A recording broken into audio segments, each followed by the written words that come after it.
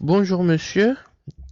L'économie publique, c'est une subdivision de l'économie, principalement de la macroéconomie qui analyse l'intervention de l'État dans l'économie par ses politiques monétaires ou budgétaires ou encore afin d'assumer sa fonction régalienne dans toute économie comme les défenses du marché, les externalités et autres comme on l'a bien vu dans les cours antérieurs.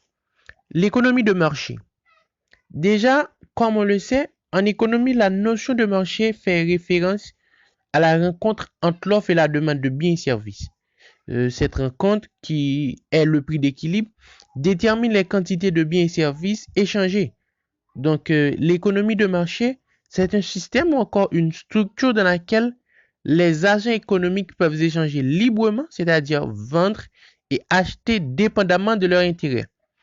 C'est une économie, c'est-à-dire l'économie de marché, dont la régulation s'opère par la confrontation de l'offre et de la demande et où le profit est vu de manière positive.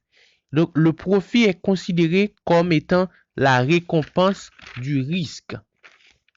Pour la main invisible, la notion, c'est une notion énoncée par Adam Smith dans son ouvrage La richesse des nations, publié en 1776.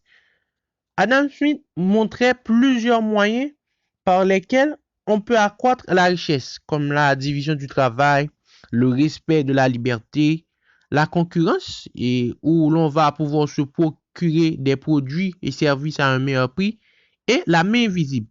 La main invisible, quant à elle, qui est une notion par laquelle, en laissant les individus s'enrichir ou œuvrant dans leur intérêt personnel, ça va naturellement enrichir la société tout entière ou encore profiter à la société tout entière.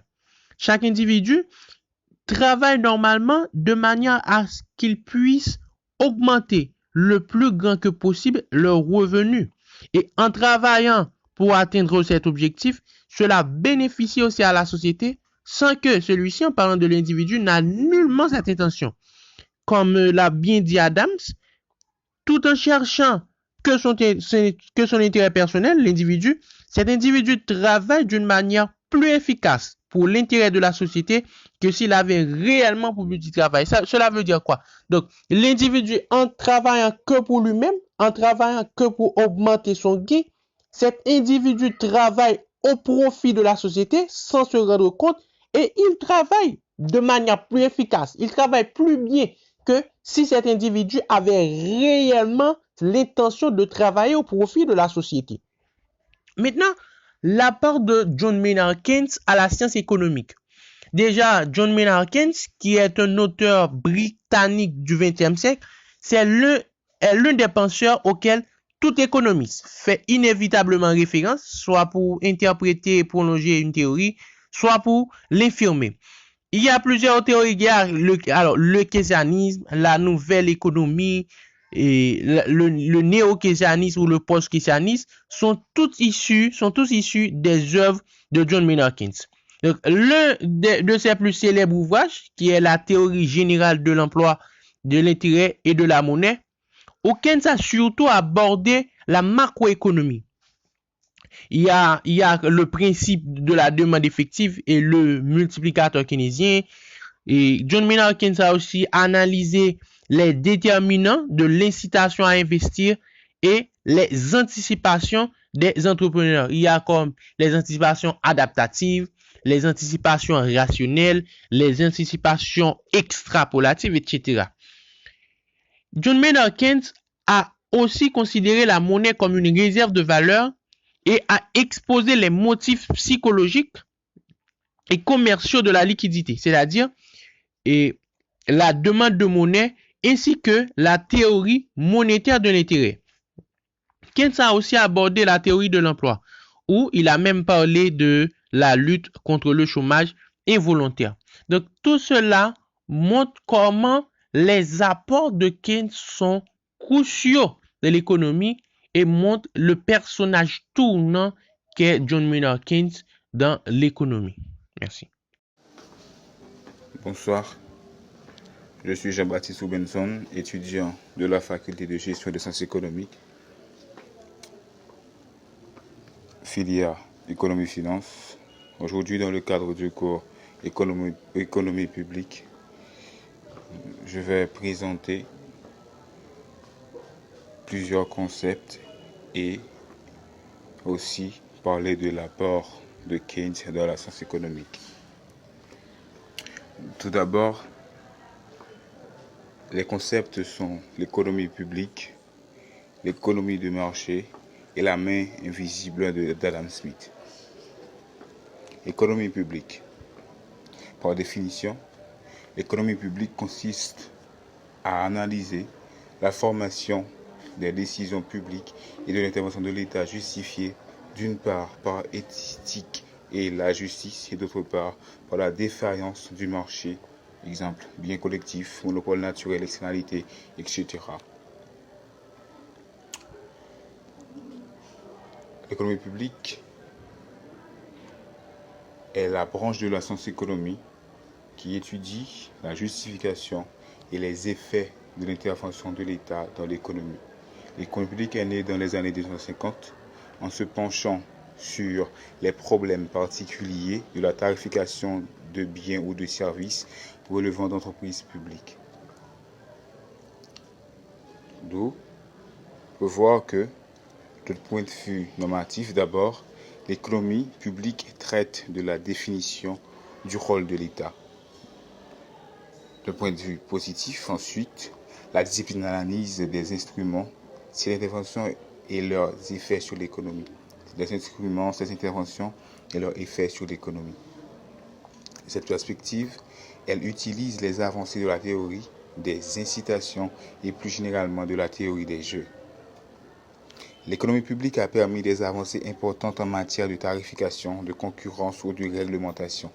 En revanche, et conformément à la tradition, l'économie publique qui révèle de la microéconomie ne traite pas des instruments spécifiquement macroéconomiques de l'État qui restent du ressort de la politique économique.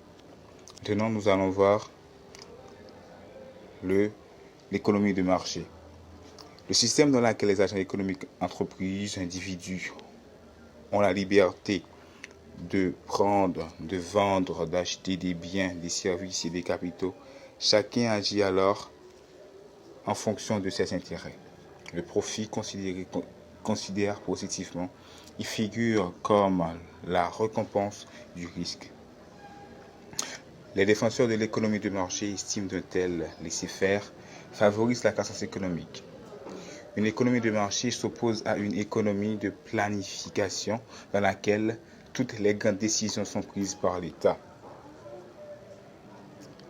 L'économie de marché possède cette caractéristique qui est l'absence de l'intervention de l'État dans les décisions des particuliers et des entreprises, qui primauté du contrat par rapport à la loi, taxe faible, code du travail réduit, voire inexistant. Et l'économie de marché possède des avantages ainsi que des inconvénients. Comme avantage, l'économie de marché est la forme d'organisation économique la plus efficace qui soit, selon ses défenseurs. De plus, l'économie de marché renforce la liberté des individus en leur laissant le choix du travail qu'ils veulent occuper et de la manière dont ils souhaitent dépenser l'argent gagné. Comme inconvénient, on dit qu'une économie de marché pose certains problèmes. La concurrence exacerbée rejette les individus les plus vulnérables, les contraignant à la pauvreté ou à occuper des emplois très faiblement rémunérés. On dit aussi que les entreprises recherchant leur seul profit, elles ne sont pas non plus incitées à se préoccuper des conséquences négatives de leurs actes. Maintenant, nous allons voir la main invisible. La main invisible est un principe énoncé et théorisé par Adam Smith qui dit que chaque individu de la société agit dans son propre intérêt personnel afin d'améliorer sa qualité de vie, d'augmenter ses richesses. Il faut partir du principe que, pour Smith, l'humain est un être rationnel qui peut juger, décider ce qui est bien pour lui ou mal. Autrement dit, il n'a pas besoin d'une intervention externe, ici l'État, pour l'aider à faire face à ces choses. Chaque individu est à la recherche perpétuelle de son propre intérêt, via la maximisation des bénéfices et à la minimisation de l'effort. Il nous dit que tout le monde peut choisir librement d'exercer l'activité qu'il souhaite, son métier, ses prix, sa stratégie, dès lors que l'on pense que c'est la meilleure chose à faire pour son entreprise. C'est là que la main invisible régule et bénéficie à tous, car ce procédé gagnant-gagnant se met en place à travers la liberté de commerce et la libre-échange. Adam Smith explique dans son ouvrage majeur, La richesse des nations, que la consommation ou la certitude du pouvoir troquée par tout le produit de son travail qui exerce sa propre consommation contre un pareil surplus de produits et d'autres qui pour lui est nécessaire. Maintenant, nous allons voir les différents apports de Keynes dans la science économique. Keynes, qui est un Anglais, né en 1783 et mort en 1946, a écrit la théorie générale de l'emploi, de l'intérêt et de la monnaie en 1936. Cet ouvrage est à l'origine de la macroéconomie moderne. Keynes y recuse l'idée alors dominante qu'une économie de marché se régule spontanément pour atteindre le plein emploi de ses ressources. Il réfute alors la loi de Say selon laquelle l'offre et la demande seraient toujours en équilibre parfait. Dans cet ouvrage, il y a l'intervention des pouvoirs publics. Contrairement à ce qui est parfois énoncé, Keynes ne préconise pas au pouvoir public de mener une politique économique active en toutes circonstances. Il estime notamment que les comptes budgétaires doivent être équilibrés sur le long terme. En revanche, il souhaite l'idée d'une intervention conjoncturelle pour soutenir la demande et surtout pour stimuler l'investissement. Sur la question de l'emploi et des salaires, Keynes insiste sur le fait que les salaires ne constituent pas uniquement un coût de production, mais jouent également un rôle important sur la demande. Les idées de Keynes, les travaux, ont influencé la majorité des économistes ultérieurs qui furent nombreux à se réclamer du keynésianisme. Ainsi apparurent le néo-keynésianisme, la nouvelle économie keynésienne ou la post-keynésianisme.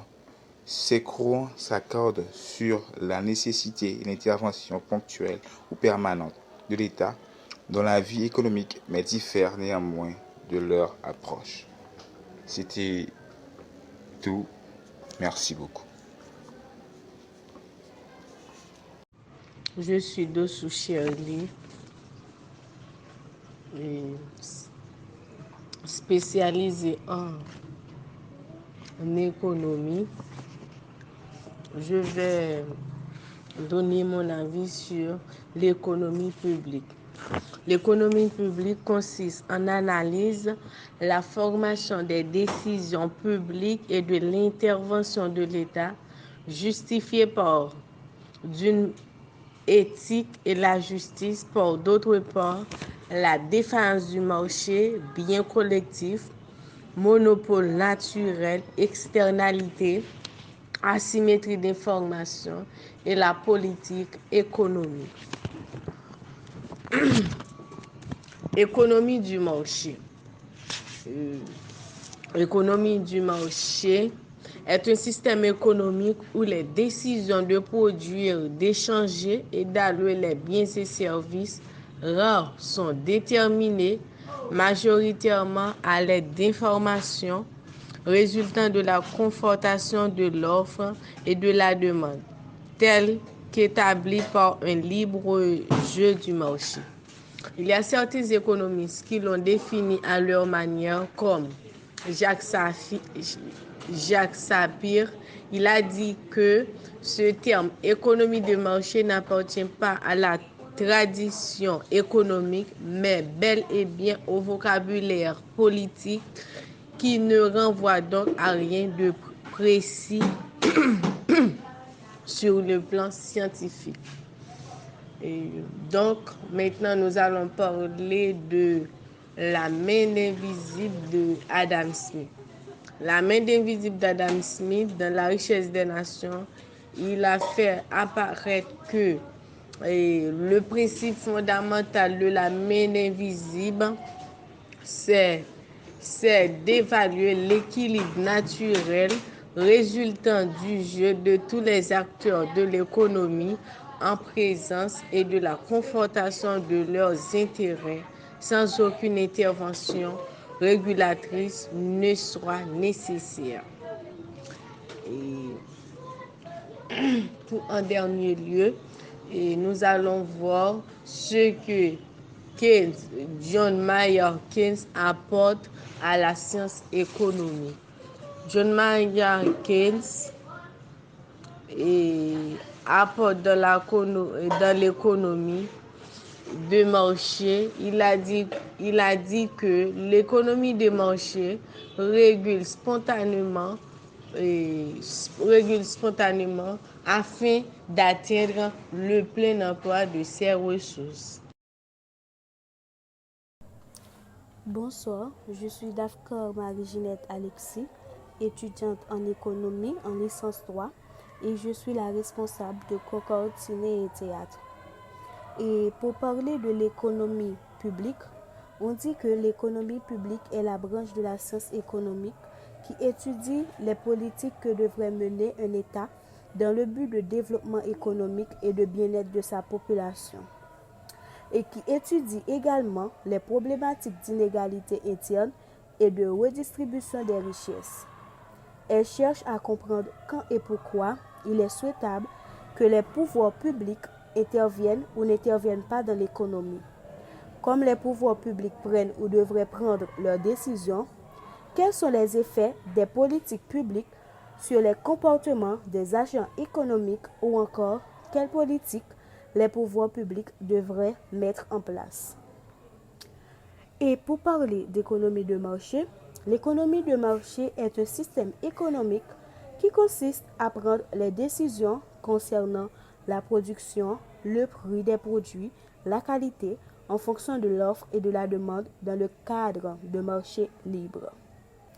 Et pour parler de la main invisible d'Adam Smith, Adam Smith dit « Ce n'est pas la bienveillance du boucher, du caviste et du boulanger que nous attendons notre dîner, mais bien du soin qu'il apporte à leur intérêt. » Et pour ajouter, Smith dit « L'égoïsme est une vertu, la notion d'altruisme n'existe pas puisque l'homme n'est né par son propre intérêt. » Et il ajoute pour dire qu'il conduit par une main invisible à remplir une fin qui n'entre nullement dans ses intentions, et ce n'est pas toujours ce qu'il y a de plus mal pour la société que cette fin n'entre nullement dans ses intentions, tout en ne cherchant que son intérêt personnel. Il travaille souvent d'une manière plus efficace pour l'intérêt de la société que s'il avait réellement pour but d'y travailler. Pour Keynes, l'économie est fondamentalement instable. Pour Keynes, la prospérité économique dépend à l'excès de certains climats sociopolitiques, c'est-à-dire de la confiance. Comme l'acteur économique est contraint d'anticiper l'avenir en étant capable de ne prendre en compte qu'une infime minorité de facteurs, il doit soutenir ses prévisions par sa foi. Keynes montre qu'à court terme, l'anticipation économique repose sur la convention de continuité, la stabilité des affaires et l'hypothèse privilégiée.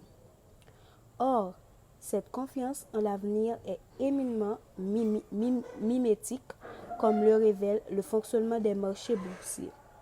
En raison du mécanisme de l'offre et de la demande, un investisseur a intérêt à négliger la valeur objective des actifs et à plutôt essayer de prédire le comportement des autres investisseurs, tel est le sens de la fameuse métaphore. Merci pour tout. L'économie publique, c'est cette partie de l'économie qui montre l'importance de l'intervention de l'État dans une économie. Cette économie a pris naissance dans les années 1950. Elle consiste à analyser les formations des décisions publiques ainsi que l'intervention de l'État. Cette analyse est justifiée dans un premier temps par l'éthique de la justice et dans un second temps par les différences du marché, d'où l'importance de l'intervention de l'État dans l'économie.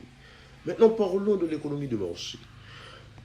L'économie de marché, c'est cette économie qui explique le mode d'allocation des ressources rares et la recherche du profit sur un marché sans la dite intervention de l'État comme étant régulateur. Donc cette économie met en relation deux agents économiques.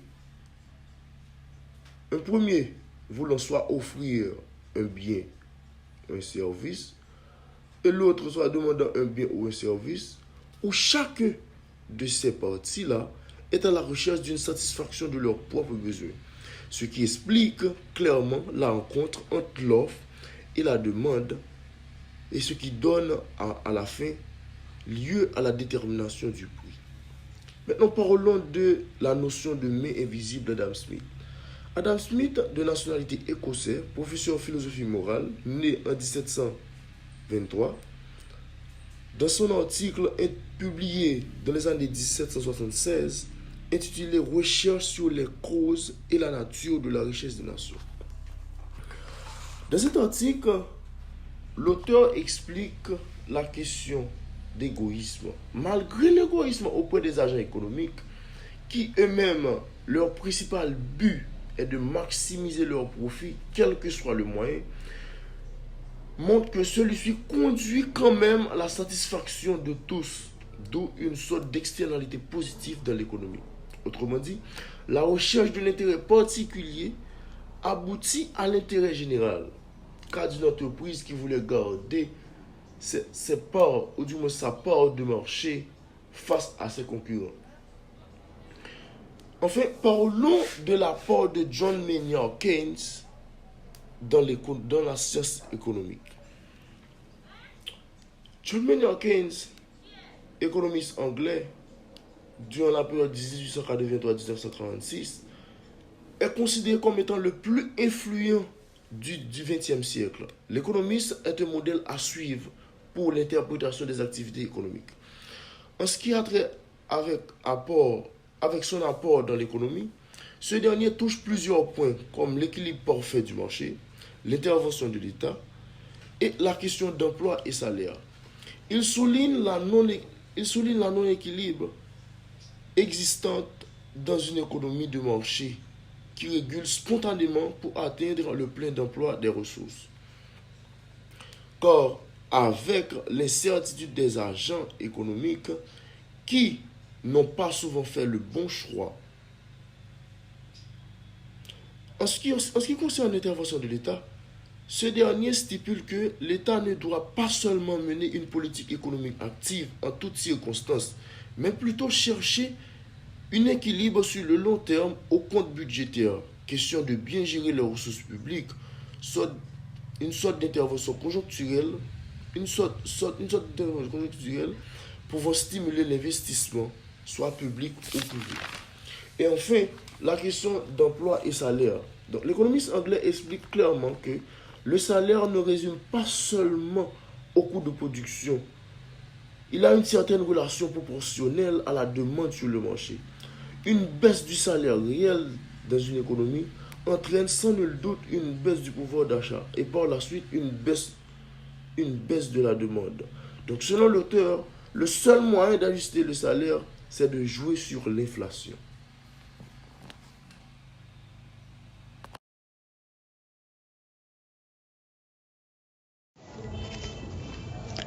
Bonsoir monsieur, je suis Nita Claude, étudiante en sciences économiques. Maintenant, je vais parler de l'économie publique. Je peux dire que l'économie publique, c'est l'étude du rôle économique de l'État qui peut être vue de deux manières, soit une étude normative et positive de l'action du gouvernement sur l'économie, qui permet de justifier les interventions de l'État dans l'économie. D'un point de vue normatif, l'économie publique traite de la définition même du rôle de l'État, c'est-à-dire comment définir ses objectifs et quelles sont les justifications de son intervention dans l'économie. Et d'un point de vue positif, elle analyse les instruments de cette intervention et les effets sur l'économie. On peut dire que dans cette perspective, elle utilise des avancées de la théorie des incitations et plus généralement de la théorie des jeux. Maintenant, abordons l'économie de marché. L'économie de marché désigne le système dans lequel les agents économiques peuvent vendre et acheter librement des biens, des services et des capitaux. La spécificité de ce type d'économie est que chaque agent économique agit en fonction de ses intérêts. On peut dire que le profit, considéré positivement, est vu comme la récompense du risque. Une telle économie s'organise autour du marché et repose principalement sur les lois du marché, notamment celles de l'offre et la demande pour réguler les activités économiques. Je vais parler maintenant de la main invisible d'Adam Smith. En fait, Adam Smith, écossais et professeur de philosophie morale, avec son ouvrage Recherche sur les causes et la nature de la richesse des nations, pour lui, seule l'efficacité du marché permet la satisfaction du plus grand nombre. Bien que moraliste, il considère que l'égoïsme de chacun conduit par la satisfaction de son intérêt à un équilibre. Autrement dit, la recherche des intérêts particuliers aboutit à l'intérêt général. C'est dans la main invisible, expression célèbre qu'Adam Smith utilise seulement une fois dans son œuvre. Smith distingue aussi le prix naturel d'une marchandise et le prix de marché déterminé par la loi de l'offre et de la demande. Alors, on peut dire que la main invisible permet donc d'atteindre une situation d'équilibre entre le prix de marché et le prix naturel. Pour John Maynard Keynes, dans la théorie générale de l'emploi, de l'intérêt et de la monnaie, Keynes a avancé plusieurs apports, dont les plus essentiels. Il a parlé de la demande effective, la neutralité de la monnaie, la préférence pour la liquidité, chômage involontaire, bien sûr, la politique budgétaire, la trappe à liquidité. Pardon. Et donc, pour Keynes, seule la demande effective composée de la demande d'investissement et de consommation, constitue le moteur de la production et de l'emploi, réfutant en cela la loi de CI. Deuxièmement, si cette demande est insuffisante, les entrepreneurs vont faire des anticipations pessimistes. Dans ce cas, les entrepreneurs n'investissent pas et ne créent pas d'emplois. La faiblesse de la demande peut se conjuguer avec un sous-emploi durable. Le chômage devient un chômage involontaire et non volontaire. Comme pour les classiques, il ne dépend pas de salaire réel. La neutralité de la monnaie, fondement de la théorie néoclassique, est fausse. C'est sans doute un des apports majeurs de Keynes que d'affirmer que la monnaie a des conséquences sur l'économie réelle. Les agents préfèrent détenir leurs richesses sous forme de liquidité plutôt que de faire des placements. C'est ce que Keynes a appelé la préférence pour la liquidité, avancée majeure de l'analyse monétaire et les politiques monétaires. Il revient à l'État de relancer la croissance pour lutter contre le chômage, en particulier en faisant une politique budgétaire financée par un déficit public accepté. Celle-ci peut être couplée à une politique monétaire pour relancer l'investissement, en modulant les taux d'intérêt. Toute la question est d'avoir un niveau de taux d'intérêt tel qu'il ne décourage pas les investisseurs. Trop faible, les agents préfèrent thésauriser. C'est la trappe à liquidité, dénoncée par Keynes comme frein de la reprise économique. Merci monsieur, c'est tout pour la recherche. Merci.